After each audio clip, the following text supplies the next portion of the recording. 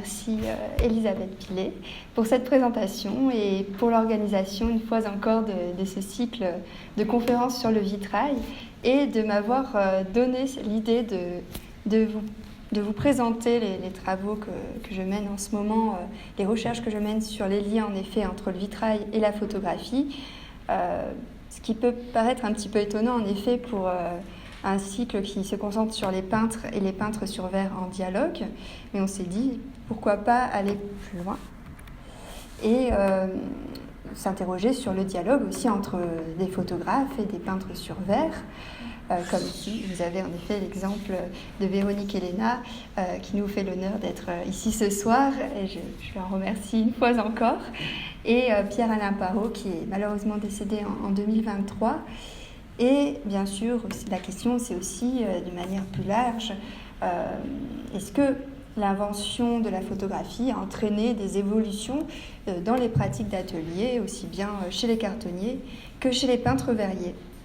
Et pour tout vous dire, j'ai commencé à m'intéresser à ce sujet lorsque je faisais mes recherches sur Claudius Lavergne dans le cadre de mon master, puis de mon doctorat.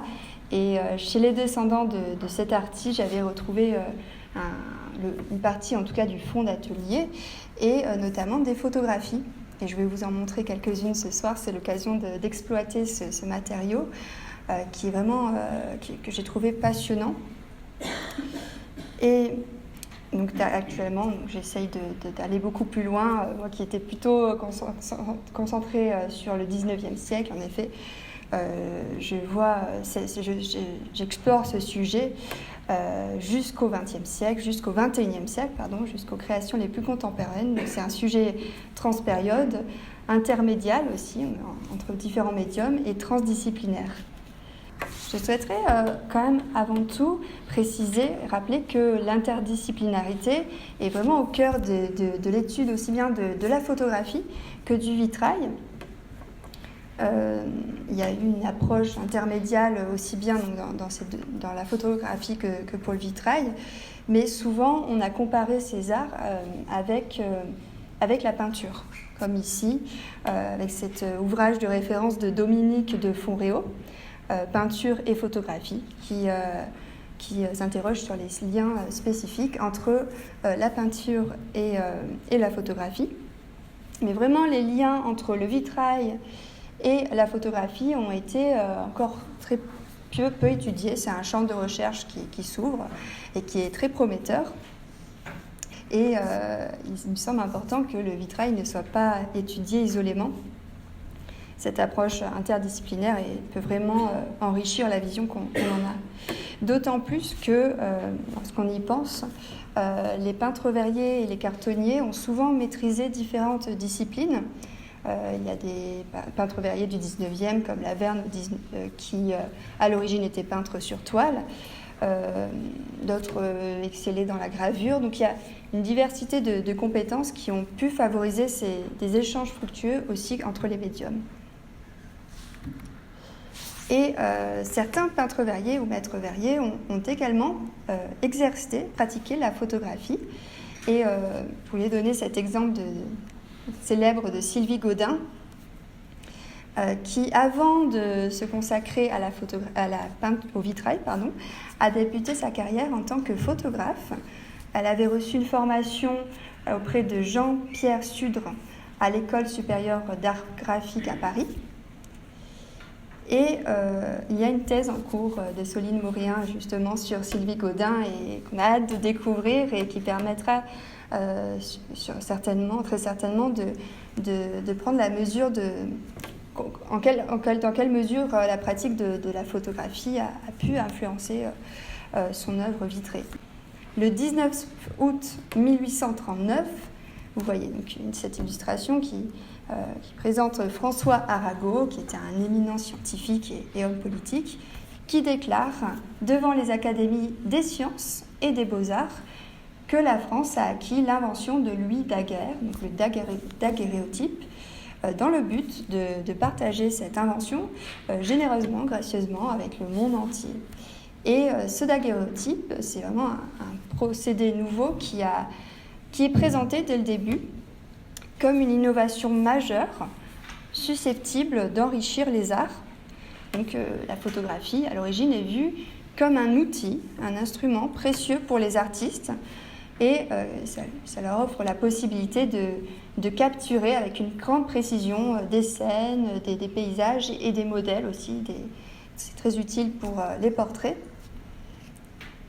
Et donc la photographie est envisagée comme, en quelque sorte, une servante des arts, un outil au service des artistes. Pour traiter cette question, je reviens à ce qui est mieux connu, c'est-à-dire les relations entre la peinture et la photographie.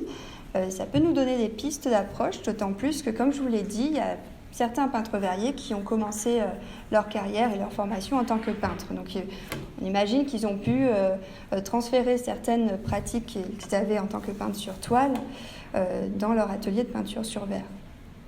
Donc, comme Dominique de Fonréau l'a présenté dans cet ouvrage, la photographie peut être perçue par certains, à l'origine en tout cas, comme une rivale technique de la peinture, mais aussi c'est une source d'inspiration pour les peintres. Et l'exemple le plus fameux, c'est quand même celui d'Eugène Delacroix, qui s'est beaucoup intéressé à la photographie.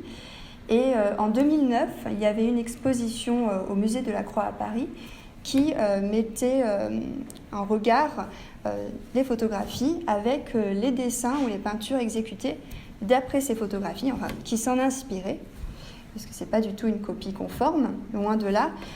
Delacroix, il n'a pas considéré la photographie réellement comme une rivale de la peinture, pas du tout. Pour lui, la photographie, c'était un outil, un instrument pour le peintre. Et il avait demandé au photographe Eugène Durieux de photographier pour lui des modèles professionnels. On en reconnaît deux, un homme et une femme. Et aussi, alors là c'est exceptionnel, on connaît l'identité de ce modèle, c'est Mademoiselle Amélie qui a posé donc, pour Delacroix, qui s'est fait photographier, et on sait que c'était une petite actrice qui donc, figurait dans des tableaux vivants et des pantomimes au théâtre, et qui a posé aussi pour des photographes. Et là, vous voyez donc, vraiment au niveau de la pose que Delacroix s'est inspiré de cette photographie. On sait que Delacroix faisait poser donc lui-même les modèles pendant les séances de prise de vue. Donc, en quelque sorte, Delacroix a participé aussi. C'était pas un photographe lui-même, mais il a participé pleinement à ces prises de vue. Et à quoi servaient ces clichés ? En fait, Delacroix s'en servait comme pour ses exercices de dessin quotidien. Un petit peu comme un pianiste fait ses gammes tous les jours, eh bien, un dessinateur, un peintre devait s'exercer au dessin. Et on sait par sa correspondance que ces photographies étaient particulièrement utiles lorsqu'il voyageait et qu'il n'avait pas des modèles sous la main. Eh bien, il s'exerçait d'après ces photographies. Et Delacroix, c'est loin d'être le seul peintre qui s'est intéressé à ces nouvelles possibilités offertes par la photographie pour la peinture. Donc une photographie qui était très utile pour l'étude de l'anatomie. Il y a un autre exemple fameux, c'est celui de Gustave Courbet. Mais contrairement à Delacroix, lui, il ne commande pas des photographies. Il en achète directement dans le commerce. Et on sait qu'il a acheté un lot de photographies à Julien Valou de Villeneuve. Alors, vous voyez, le titre de ces photographies, c'est « Études d'après nature ». On appelait ces photographies destinées aux peintres comme ça, « Études d'après nature ». Et souvent, eh bien, on voit que les modèles reprennent des poses académiques. Alors, ce n'est pas des nus pornographiques, dont la vente était officiellement interdite. Alors, un autre exemple de Courbet avec cette figure qui a pu inspirer la figure du modèle nu de l'atelier. Alors, on sait donc, qu'il y avait des séries de modèles photographiés qui circulaient vraiment dans les ateliers de peintres. Et eh bien, on peut imaginer la même chose pour les ateliers de peintres sur verre. Pour répondre à cette interrogation, ce qui est intéressant, c'est aussi d'explorer les fonds d'atelier de vitraux, qui sont essentiels pour avoir des réponses sur l'utilisation de ces photographies. On a quelques exemples quand même de modèles photographiés comme celui-ci. Alors là, je remercie vivement Jean-François Luneau et et Marguerite Préocido de m'avoir communiqué cette photographie qui provient du fonds d'atelier de Laurent Charles Maréchal, dit Maréchal de Metz, où on voit, en fait, c'est un modèle qui pose visiblement pour une Pietà. Mais ce qui est étonnant, c'est de voir que c'est un homme qui soutient un autre homme qui est totalement nu.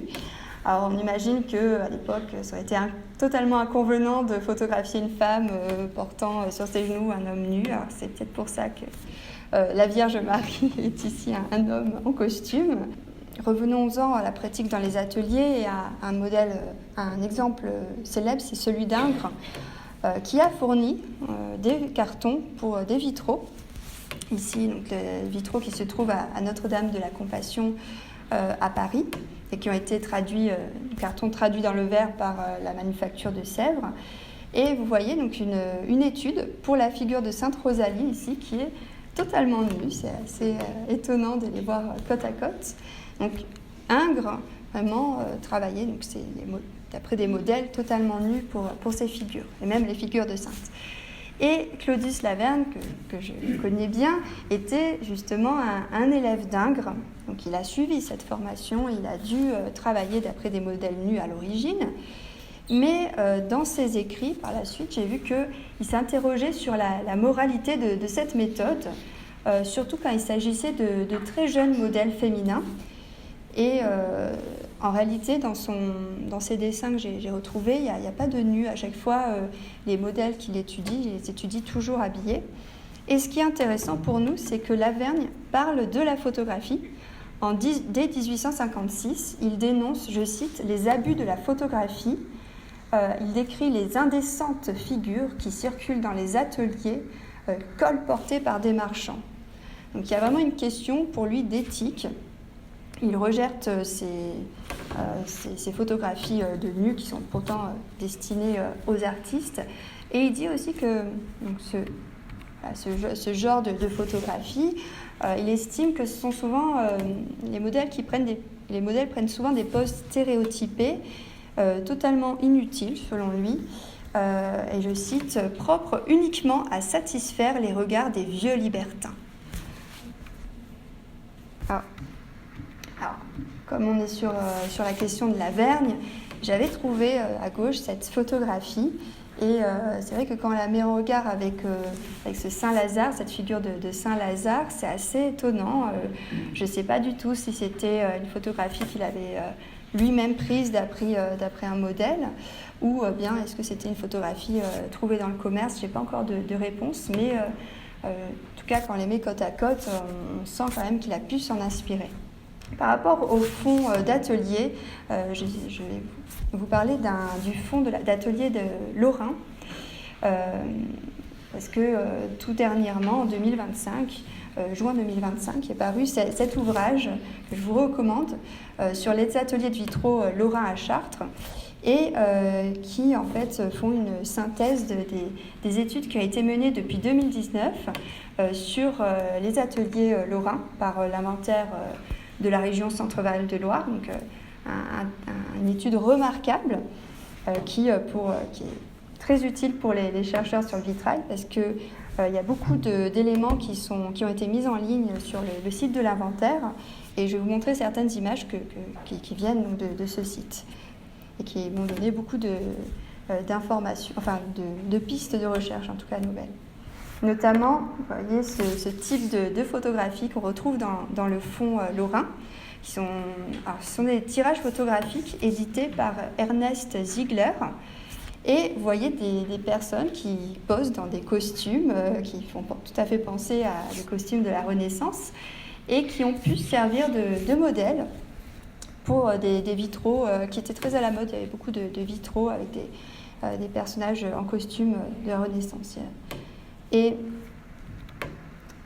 il y a aussi cet exemple qui est présenté par Valérie Moret-Cribelier dans l'ouvrage que je viens de vous citer, les ateliers de vitraux Lorrain à Chartres. Donc là, je reprends ce qu'elle a indiqué. Qui est, en fait, c'est Nicolas Lorrain qui a réalisé ce carton de vitrail. Alors vous voyez là aussi, en soi, c'est intéressant parce que vous voyez une photographie de ce carton prise en extérieur, vous voyez le toit au-dessus.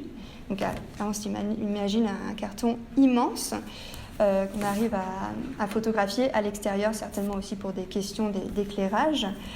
Et donc un carton de vitrail d'un vitrail qui était destiné à Monaco, au palais de princier de Monaco, et qui représente Sainte Dévote. C'est une sainte qui est très vénérée à Monaco.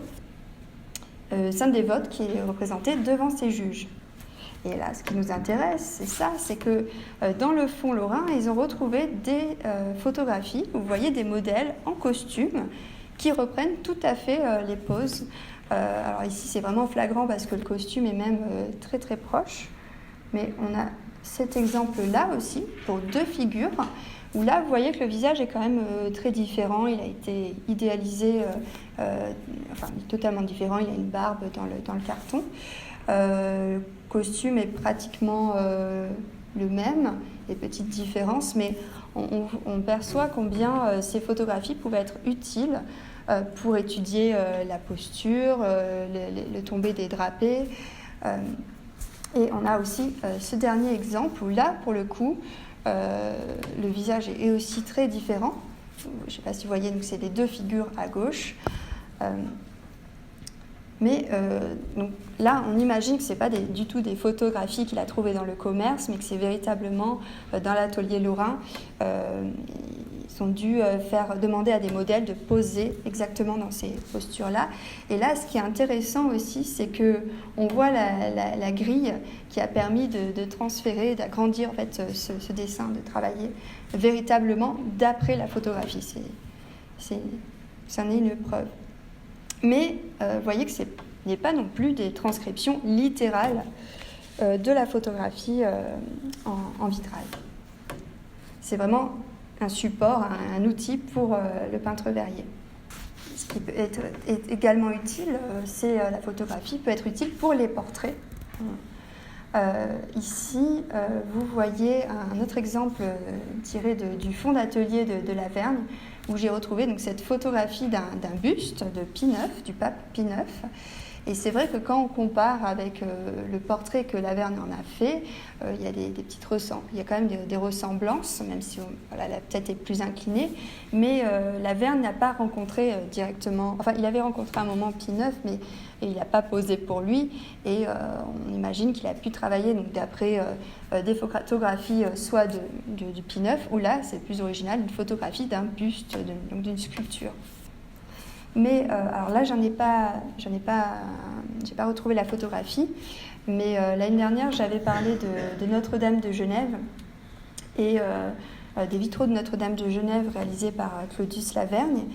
Et j'avais vu que dans sa correspondance, l'abbé Gaspard Mermillot, qui avait commandité les vitraux, était venu à Paris pour voir l'avancement des travaux, et il avait posé par 2 fois pour Claudius Lavergne, parce qu'à l'origine, Lavergne voulait le représenter dans un vitrail au pied de son consécrateur, le pape Pie IX, justement. Et ce qui est intéressant, c'est que non seulement il avait posé pour Lavergne, mais je sais par sa correspondance qu'il y avait eu 2 clichés photographiques qui avaient été faits de son visage. Et ces clichés avaient été réalisés par le fils de Claudius Lavergne, Georges Claudius, qui, je sais par la correspondance, exerçait dans l'atelier de la photographie. Et on sait que dans la seconde moitié du XIXe siècle, les ateliers de vitraux ont intégré de plus en plus un espace justement dédié à la photographie, donc ce qui témoigne une fois de plus de l'importance croissante de ce médium dans le processus même de création des vitraux. Donc, comme ici, vous voyez que les œuvres d'art, les photographies d'œuvres d'art peuvent servir de modèle pour les peintres verriers. Il y a aussi cet exemple, alors là je reprends cet exemple de Jean-François Luneau qui vous l'avait présenté lors de sa conférence l'année dernière. Il m'a gentiment donné ses clichés, transféré ses clichés. Alors là, vous voyez c'est pas un dessin à gauche, en réalité c'est une photographie du modèle en plâtre de la statue de Vercingétorix, par Auguste Bartholdi. Et c'est une photographie qu'il a retrouvée dans le fond Thibaut, qui se trouve au château de Blois. Et c'est vrai que quand on compare avec ce vitrail, on voit qu'il y a très clairement que la posture du cheval et même de Saint-Georges ressemble beaucoup à celle de Vercingétorix. Donc là aussi, on voit combien les photographies d'œuvres d'art ont pu inspirer les peintres verriers.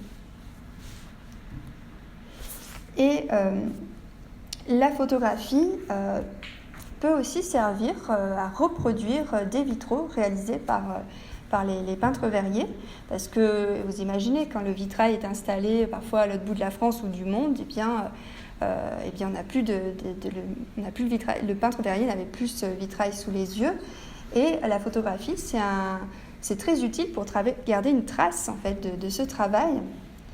Et aussi de montrer directement les photographies de vitraux à de potentiels commanditaires pour montrer ce que l'atelier était capable de faire. Et là, c'est que 2 exemples, j'en ai beaucoup d'autres, d'exemples de photographies collées sur des cartons que j'ai trouvées dans le fond Laverne. Et là, ce sont des photographies de vitraux qu'il a lui-même exécutées.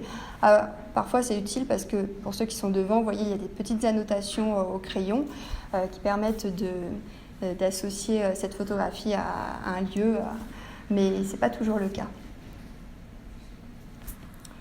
Au musée Carnavalet, il y a aussi 2 albums dans lesquels sont collées des photographies de vitraux de Gaspard Xel. Soit ce sont des photographies de vitraux, mais aussi ça peut être des photographies de dessins, de travaux préparatoires. Alors là, je remercie Catherine Kaufmann de m'avoir transmis ces photographies, parce que c'est elle qui travaille sur Xel.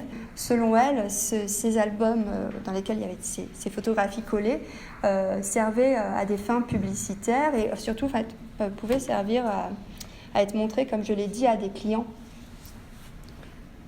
Parce qu'aux clients, on pouvait montrer directement les dessins, mais aussi des photographies, comme ça pouvait être utile. Et on en a la preuve, là aussi, une fois encore, grâce aux recherches qui ont été faites sur le fond lorrain. Alors le fond de l'atelier lorrain est quand même vraiment impressionnant. J'ai noté 65 mètres linéaires d'archives écrites, 15 000 maquettes et croquis, 25 000 cartons. Et ce qui nous intéresse, c'est 8 mètres linéaires de photographies collées sur carton, un petit peu comme on vient de voir, donc des photographies collées sur carton, et plus de 2000 plaques de verre photographiques. Donc c'est, vous voyez, un fond immense. On voit que la photographie est bien présente dans les fonds d'atelier. Et ces plaques de verre photographiques ont été justement numérisées. Et on trouve aussi, ils ont retrouvé quelques photographies, quelques portraits photographiques dans lesquels on reconnaît des membres de la famille Lorrain. Donc là aussi, 2 exemples de cartons qui sont exposés, qui sont accrochés en extérieur et photographiés en extérieur.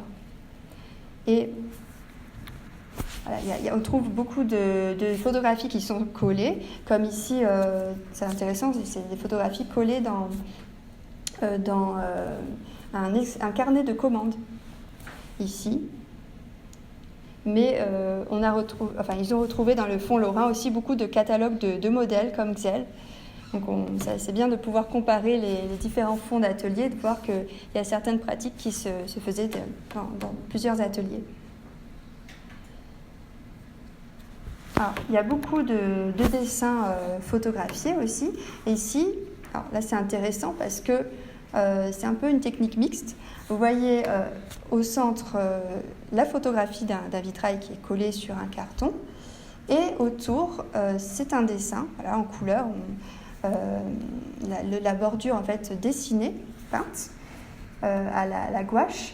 Et je reprends encore les travaux sur Lorrain. Ce montage, en réalité, permet comme les cartons de vitraux étaient souvent remployés, d'imaginer une bordure différente.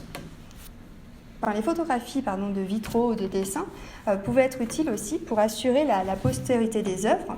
Et là aussi, je renvoie à ce qui a pu être fait dans le domaine de la peinture, avec des exemples fameux de Jean-Léon Gérôme, qui, on le sait, utilisait beaucoup la photographie et la gravure pour la postérité de ses œuvres, pour en fait la transmission de ses œuvres dans le monde entier.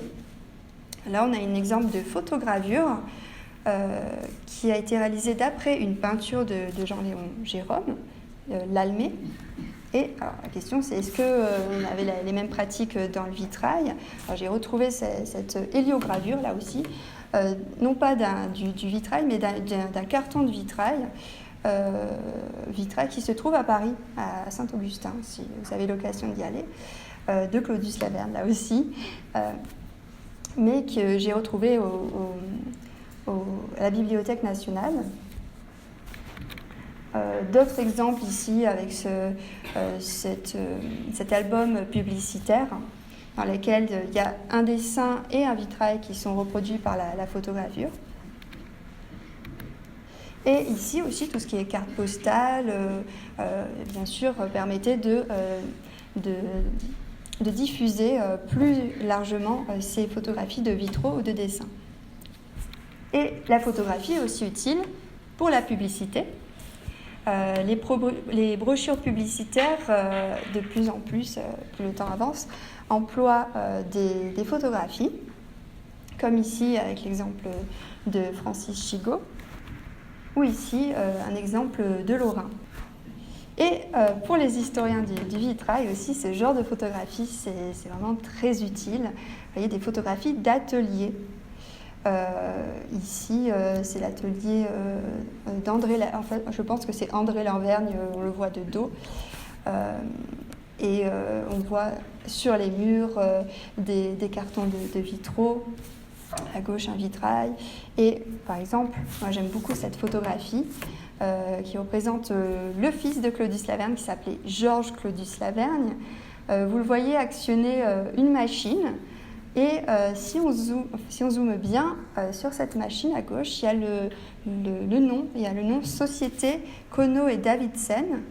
Alors, comme vous vous en doutez, j'ai essayé de retrouver à quoi correspondait cette société. Et je me suis rendu compte que c'était une société qui produisait à la fin du 19e siècle, dans les années 1890, des machines qui étaient notamment utiles pour le broyage des couleurs. Donc, mon hypothèse, ce serait une machine utile pour broyer les pigments. Et en plus, vous voyez des récipients sur les étagères, à droite et au fond, qui pourraient conserver des pigments. Et ce qui est intéressant, c'est vraiment une mise en scène, parce que tout à gauche, vous voyez une petite, tout petit, à côté de la machine, ça paraît tout petit, sur la table, une molette de broyage en verre, qui était utilisée pour le broyage manuel des pigments. Donc, je pense que Georges Claudius l'a posé là volontairement pour montrer finalement visuellement l'évolution technique, le broyage manuel avant, puis avec la modernité, le broyage qui peut se faire de manière mécanique. Et moi j'aime beaucoup cette photographie, on le voit nous regarder d'un air amusé, et on dirait qu'il est comme au gouvernail de son atelier. Et alors là, il est beaucoup plus jeune, il est Georges Claudius et Noël Laverne, donc les deux frères sont représentés. Et il y aurait vraiment une étude à faire sur les photographies de peintres verriers, comment ils se mettent en scène.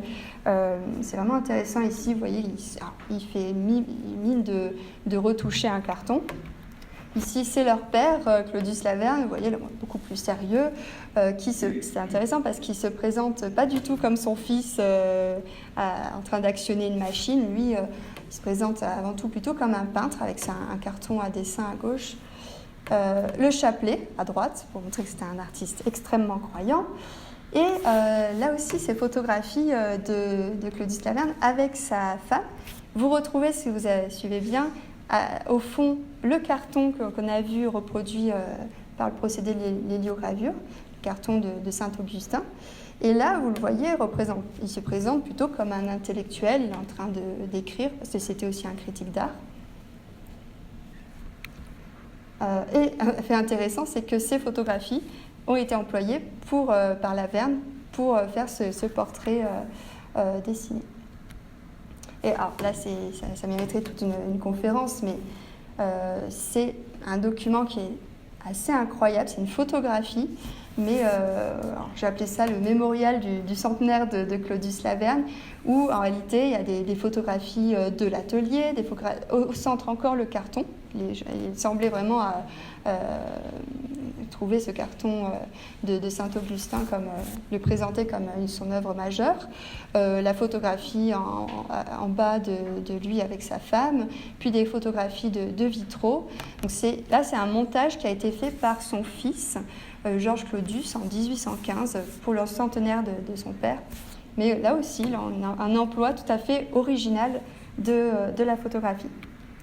Et pour changer un peu et pas vous parler que de Laverne, vous voyez aussi Charles Lorrain qui s'est fait photographier à côté d'un carton. Et là, ça permet aussi de voir l'échelle de ces cartons qui sont immenses. Alors, revenons-en à la technique de la photographie. Le verre est vraiment un matériau qui est essentiel aussi bien pour le vitrail, mais qui est à un moment donné aussi essentiel pour la photographie. Par exemple, avec la technique de l'ambrotype, qui permettait de créer des images positives directement sur le verre. Mais le verre était aussi utile pour l'appareil photographique lui-même, pour les lentilles optiques des appareils. Et, je reviendrai après, je voudrais aussi dire que certaines manufactures, comme la verrerie de Choisy-le-Roi, sous la direction de Georges Bontemps, a aussi conçu des types de verres qui étaient adaptés aux moyens spécifiques des deux arts, de la photo et du vitrail. Donc qu'il s'agisse de verres colorés pour les vitraux ou de verres optiques de très haute qualité pour la photographie. Et les travaux d'Alix Bancarel, qui fait une thèse sur Bontemps, vont nous permettre très certainement d'en savoir plus sur ce point. Alors il y a aussi ces œuvres, ces objets qu'on peut trouver dans le commerce encore de nos jours, chez Pro Antique par exemple, où vous voyez des photographies sur verre qui sont encadrées dans des encadrements en vitrail. Et ça, c'était des objets qui se trouvaient pas dans des églises, mais c'est vraiment destiné plutôt à des particuliers. Ce qui vous intéresse certainement le plus, c'est la technique aussi du vitrail photographique. Je ne vais pas aller dans les détails, mais au XIXe siècle, on a expérimenté plusieurs techniques d'impression sur verre. C'est une période du XIXe siècle de foisonnement assez de production, d'invention en fait en tout genre et d'innovation technique. Et c'est François Roussel dans un article de 1989 dans Vitrea qui parle justement des différentes techniques d'impression sur verre. Et je citerai aussi la thèse de Alba Fabiola Lozano Cajamarca sur les innovations des techniques verrières au XIXe siècle et leurs applications dans la réalisation de vitraux, où elle parle justement de certains brevets d'invention qui utilisent notamment la photographie. Et là, j'ai cité un article en haut à gauche, vous voyez, de Flavie Vincent Petit et Claudine Loisel. Je vous y renvoie pour la technique du vitrail photographique. En fait, les vitraux photographiques étaient aussi appelés à l'époque photographie vitrifiée ou hémophotographique. Et c'est une technique vraiment intéressante. On est au croisement finalement entre la photographie et les arts du feu. Et c'était un procédé qui permettait de transférer des images photographiques directement sur un support en verre. Et ensuite, il s'agissait de cuire ces photographies à 600 degrés pour rendre ces images inaltérables. Et c'est un procédé qui est apparu dans les années 1850 et qui a été employé à peu près jusqu'aux années 1920. Et c'était une méthode qui, en réalité, à l'origine, avait été préalablement utilisée pour la porcelaine et a été adaptée pour le verre. Je ne vais vraiment pas aller dans les détails. Ce qui m'intéresse, c'est aussi la réception. Quelle a été la réception de ces œuvres hybrides à l'époque? C'est pas évident de le savoir. J'ai essayé de me plonger dans la presse de l'époque. Est-ce que ces œuvres étaient considérées comme des sortes de produits industriels ou bien c'était plutôt perçu comme des exemples de modernité, d'innovation? C'est difficile à dire. En tout cas, ce procédé pouvait être très apprécié pour la précision bluffante, sa capacité à reproduire de manière bluffante les traits des modèles, mais aussi très utile parce que finalement on a une ressemblance absolue avec le modèle, il y a quand même une recherche d'authenticité. Donc là, on a une image authentique de la personne. Mais bon, là par exemple, je vous ai mis cet exemple, mais en réalité c'est très difficile c'est assez difficile à l'œil nu de vraiment percevoir certaines fois la méthode employée. Est-ce que ce sont véritablement des impressions de photographies sur verre qui ont été très souvent après retravaillées avec des émaux par-dessus.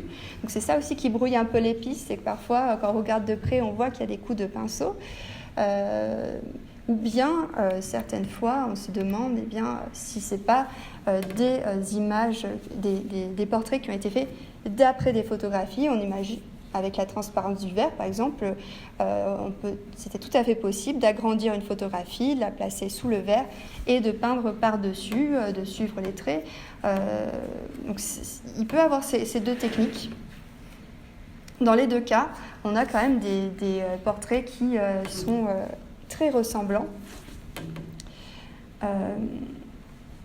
Alors souvent, ces portraits se trouvent, comme ici, dans des médaillons en bas des vitraux. Ça peut être des portraits des donateurs, ou très souvent, ici, par exemple, c'est à la mémoire de Georges Desclarons, avec les dates de naissance et de mort. Là, c'est un hommage de la famille envers certainement un enfant décédé. Ça, on a beaucoup d'exemples. Alors là, il faut voir tout en bas. Vous voyez, c'est utile ici parce que vous voyez la différence de traitement entre le personnage à gauche, l'abbé Grisel, qui là ce portrait ne semble pas du tout avoir été réalisé d'après une photographie.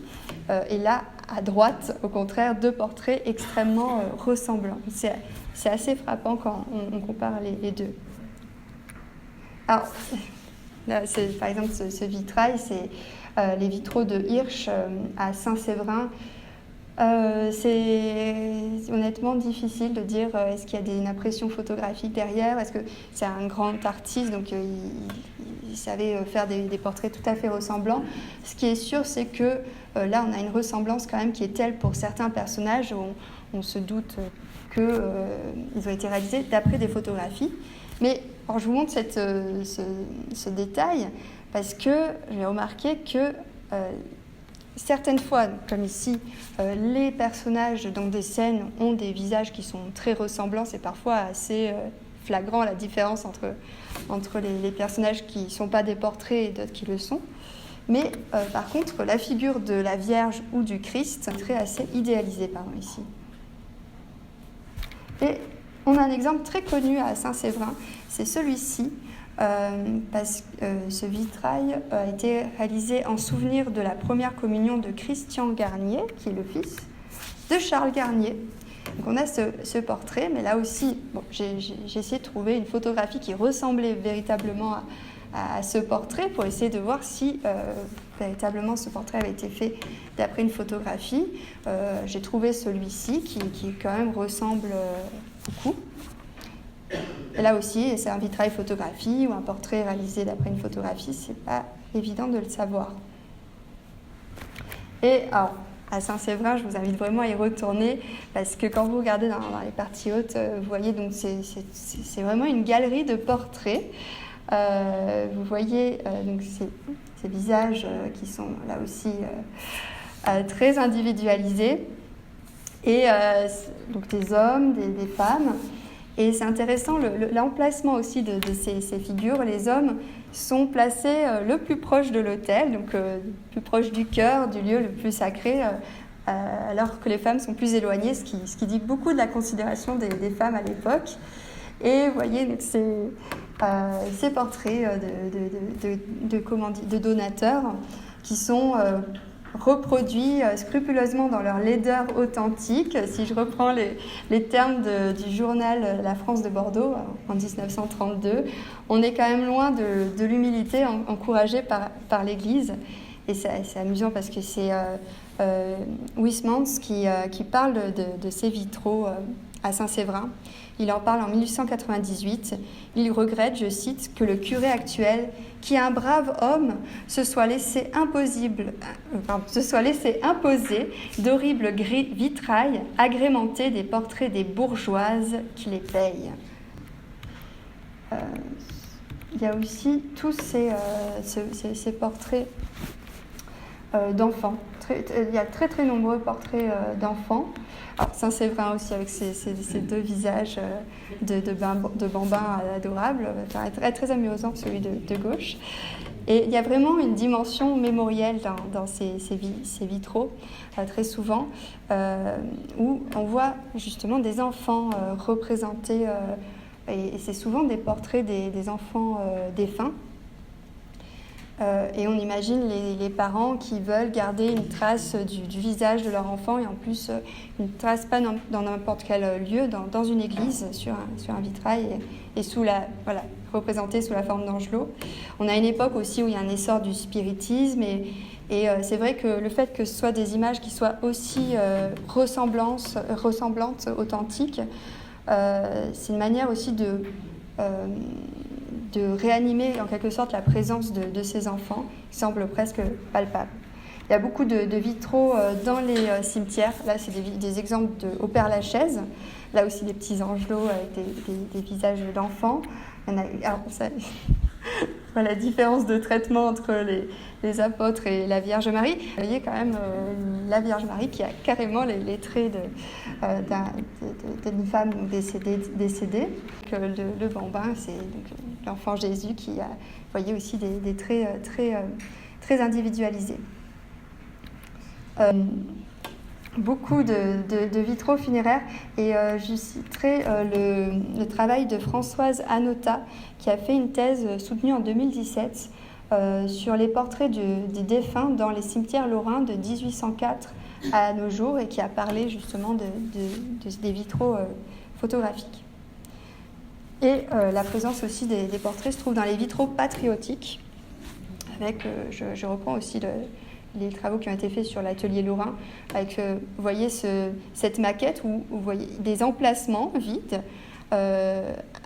destinés à mettre les photographies des soldats. Vous voyez donc le vitrail achevé, et un exemple ici où ces portraits très clairement semblent avoir été réalisés d'après des photographies, peints d'après des photographies. Un dernier exemple qui est intéressant, puisqu'on associe une figure connue, celle de Louis Pasteur. Et là, je remercie là aussi Catherine Kaufmann qui m'a parlé de ce vitrail qui se trouve à l'Institut Pasteur à Paris. Vous voyez à droite le portrait de la fille de Louis Pasteur, Marie-Louise Pasteur, pardon. C'est quand même important du point de vue historique, puisque on a des représentations des tout premiers temps de la vaccination anti-rabique. Et dans ces illustrations, on voit les vitraux qui sont représentés ici, par exemple à droite, tout à droite. Donc, les tout premières vaccinations étaient faites devant ces vitraux. Donc, du point de vue historique, c'est quand même très intéressant. On va faire un bond assez brutal dans le XXIe siècle. Mais voilà, donc comme on parlerait de portraits de donateurs, de la place du portrait dans les vitraux, je voulais faire un parallèle avec ce qui a été fait en 2015, donc il y a plus de 10 ans, en collaboration avec donc la photographe et plasticienne Véronique Elena et le maître verrier Pierre-Alain Parot, pour créer ce grand vitrail du millénaire qui se trouve à la cathédrale de Strasbourg, et qui, lorsqu'on s'en approche, enfin on zoome dessus, vous voyez qu'en réalité, c'est un vitrail qui est constitué de plein de photographies. C'est une sorte de mosaïque immense d'environ 500 photographies. Et c'est un vitrail qui a été réalisé en collaboration avec le bureau de recherche de Saint-Gobain. On a appliqué une méthode novatrice de reproduction d'images numériques sur verre. Et plus précisément, ces impressions sur verre ont été réalisées dans une unité de glace solution à Deggendorf en Allemagne. Et elles ont été réalisées à l'aide d'une imprimante digitale à jet d'émail. Et ils ont effectué des réglages sur l'imprimante et ils ont ajusté aussi, fait des réglages numériquement.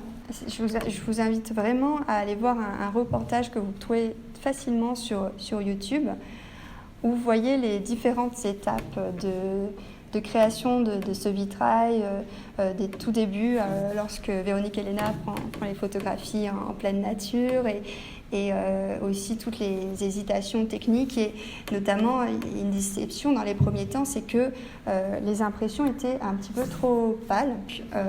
Ce qui a été décidé, c'est de réaliser une sorte de double pot, ils s'appellent ça comme ça. Donc ils ont associé des impressions numériques avec des panneaux de verre antiques soufflés à la bouche. Vous voyez le grain de raisin en haut à gauche, par exemple, on peut en mettre un exemple. Et aussi le plomb, vous voyez, est bien présent, ce qui permet de souligner donc, ces différents éléments. Les petits éléments rouges, ça permet, quand on voit le vitrail de loin, de faire ressortir ces éléments. Donc finalement, on revient à une technique plus traditionnelle du vitrail. C'est un vitrail qui associe vraiment la modernité avec une technique plus traditionnelle. Et ces verres traditionnels ont été produits par la verrerie de Saint-Just-sur-Loire et la verrerie allemande Lambert. Et revenons-en donc à cette histoire des portraits. La question s'est posée, mais finalement, quel trait donner, qui serait digne de poser pour le Christ ? Finalement, c'est la même question qu'on se pose au XIXe siècle, le fait de ne pas oser donner ses traits à la figure du Christ. Là aussi, c'est quand même délicat de photographier une personne avec des traits individualisés pour la figure du Christ. Donc, finalement, la décision a été prise par Véronique Helena de reprendre cette image de Christ bénissant de Hans Memling, qui est finalement une image plus universelle, plus atemporelle du Christ. Mais il y a quand même ces détails. 2 portraits, 150 portraits en tout photographiques, qui forment ce visage du Christ. Et c'est très beau du point de vue symbolique, puisque le Christ, en fait, incarne cette humanité. L'humanité, en fait, s'incarne même en lui, inversement. On a toutes ces individualités qui ne font qu'un, qui forment l'Église ici. Alors, c'est intéressant parce que contrairement à ce qu'on a pu voir pour le XIXe siècle, ce n'est pas des portraits de riches donateurs, pas du tout. Là, il y a une démarche beaucoup plus démocratique, c'est ça qui est plus conforme finalement au véritable sens chrétien. Là, il y a eu un appel dans la presse locale et pour recruter des personnes qui souhaiteraient se faire photographier pour ce beau projet. Et j'ai pris une capture d'écran de ce documentaire. Vous voyez justement la référence du documentaire, parce que les personnes ont été photographiées, mais pas n'importe où, dans la cathédrale. Et vous voyez au fond les vitraux, les baies dans lesquelles les vitraux actuels sont insérés. Et donc les personnes photographiées sont éclairées par la lumière des anciens vitraux qui étaient présents. Indirectement, ces anciens vitraux sont encore présents dans ces verrières par leur lumière. Donc il y a un geste très poétique là aussi. Et c'est assez touchant quand on voit ce documentaire parce qu'on voit la réaction au moment de l'inauguration du vitrail, on voit la réaction de ceux qui se sont fait photographier, ceux qui sont déplacés. Et on sent qu'ils sont vraiment émus, qu'ils sont fiers. Et il y en a un qui dit quand on sera mort, ces vitraux seront toujours là pour des millénaires peut-être. Et ce qui est assez intéressant, c'est qu'aussi on a spontanément surnommé le vitrail au sans visage. Donc c'est ça qui a le plus marqué finalement, ce sont ces portraits dans ce vitrail. Et alors pour les voir, il faut vraiment distinguer les portraits. On les voit avec des jumelles. Mais voilà, je trouve que c'était intéressant d'en parler juste après avoir parlé de ces portraits de donateurs, et de tout ce qui a rapport avec la spiritualité, parce que là, le lien entre photographie, mémoire et spiritualité et vitrail aussi est encore présent. Vous voyez qu'il résonne encore très fortement aujourd'hui. Un autre exemple, celui des vitraux de Saint-Gatien de Tours. Parce que le maître verrier Pierre-Alain Parot, qui a traduit donc en vitrail les photographies de Véronique Elena pour Strasbourg, a aussi travaillé avec un autre artiste, Gérard Collin-Thiebaut, en 2011, en fait avant le vitrail de Strasbourg, qui date de 2015. Et vous voyez, c'est une œuvre là aussi monumentale, plus de 200 mètres carrés qui mêlent des photographies, en réalité, on va le voir après, des copies de tableaux classiques. Et les maquettes ont été conçues numériquement. Là aussi, on voit combien les nouvelles technologies peuvent être utiles pour l'art du vitrail. Et c'est beaucoup moins visible que pour le vitrail de Strasbourg. En réalité, on a quelques photographies, mais c'est beaucoup plus... c'est plus un fondu enchaîné ici, une sorte de fondu enchaîné géant. Et ces vitraux ont été réalisés par un procédé innovant mis au point par Saint-Gobain, avec une imprimante numérique qui déposait des poudres colorées sur du verre blanc, qui était ensuite cuit. Alors là aussi, j'avais retrouvé une interview de Gérard Collin-Thiebaut, qui est très utile pour comprendre sa démarche. Il explique que préalablement, il a fait un reportage, une sorte de reportage autour de la cathédrale, et il a pris des clichés, je cite, de regardeurs qui étaient fascinés par l'édifice, ou il cite aussi les marcheurs, donc c'est des gens qui passent devant la cathédrale totalement absorbés par leur quotidien, et donc il les a photographiés. Et donc il y a certaines figures qu'on aperçoit dans ces vitraux qui sont en réalité donc ces figures de marcheurs ou de regardeurs qui se trouvaient autour de la cathédrale. Donc là aussi, on voit que le lieu de prise de ces clichés est important. Ces deux artistes, que ce soit Véronique Elena ou Gérard Collin-Thiebaut, ont pris des photographies soit dans la cathédrale, soit à proximité. Et à gauche, vous voyez dans les figures rouges, on ne voit pas très bien en réalité.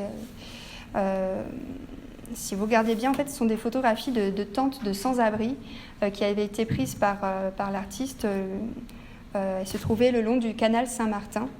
Donc là aussi, le message chrétien est très fort, puisqu'il voulait rendre hommage aussi aux associations qui viennent en aide aux plus démunis et qui ont donc donné ces tentes pour les sans-abri.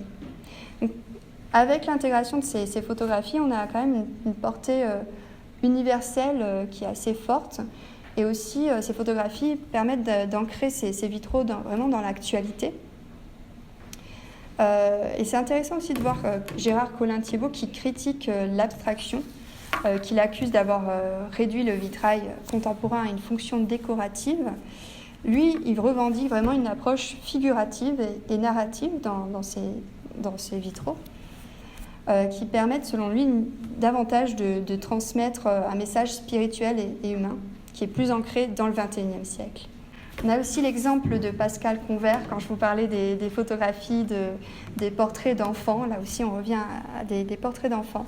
Ces enfants de cristal, comme on les appelle, qui ont été réalisés sous la direction de Jean-Dominique Fleury, par un sculpteur Klaus Welt et Olivier Juteau, et le maître verrier, et Olivier Juteau, et qui se trouve à Saint-Gildas-des-Bois. Et Saint-Gildas, c'est intéressant parce que c'était un saint patron qui était invoqué depuis le Moyen-Âge pour guérir les aliénés. Et à Saint-Gildas, justement, il y avait au XIXe siècle un asile qui était destiné à soigner des adultes atteints de maladies mentales. Et dans l'église de Saint-Gildas, c'est une ancienne église romane, d'une abbatiale bénédictine, il y avait des vitreries en fait. Il y avait de la place pour réaliser 14 vitraux. Et en 2003, finalement on remonte un peu dans le temps, c'était le sénateur André Triard qui avait créé une commission d'études, et après 2 ans d'études, ils avaient choisi le projet de Pascal Convert, qui, dans son œuvre, la place de l'humain de la figure humaine est très importante. Souvent, il renvoie à des événements dramatiques, par exemple avec des portraits de déportés ou de résistants. Et ici, vous voyez une technique qui rappelle les vitraux de René Lalique, qui avait été mise au point vers 1925. On a une technique assez proche qui est finalement entre le vitrail et la sculpture. Là, ce qui nous intéresse, c'est que ce sont des images, enfin des vitraux qui ont été réalisés d'après des photographies d'enfants aliénés qui ont été prises à la fin du XIXe siècle. Des photographies qui étaient prises à des fins médicales et scientifiques, puis en fait qui ont été prises par Désiré Bourneville, qui était un assistant de Charcot, et qui était spécialisé dans le diagnostic des maladies mentales chez les enfants. Et en 1905, il avait publié « Les enfants anormaux au point de vue intellectuel et moral ». Et Pascal Convert a choisi de donc reprendre ces photographies, mais il les a un petit peu modifiées. Par exemple, là, vous voyez que les visages sont souvent penchés dans les photographies originelles. Là, systématiquement, les visages sont plus droits, ils ont l'air plus dignes. Donc, il a redressé les visages.